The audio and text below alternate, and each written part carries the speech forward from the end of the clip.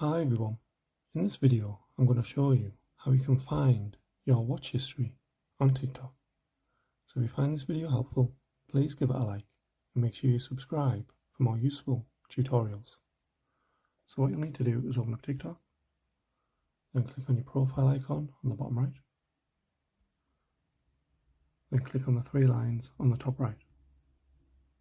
Then you should see settings and privacy near the bottom, so you want to click on that. Then if you scroll down, you should see Activity Center, so you want to click on that. And then at the top you should see Watch History, so you can just click on that. This will obviously bring up all the videos that you've watched. And it will also give you the option to filter by date. So you can obviously select yesterday, last week, last month.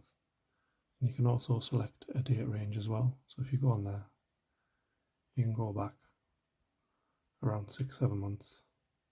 You can obviously just put in a certain date where you want to have a look for a certain video as well, if you want to do that. So that's how you can find your watch history on TikTok. Thanks for watching.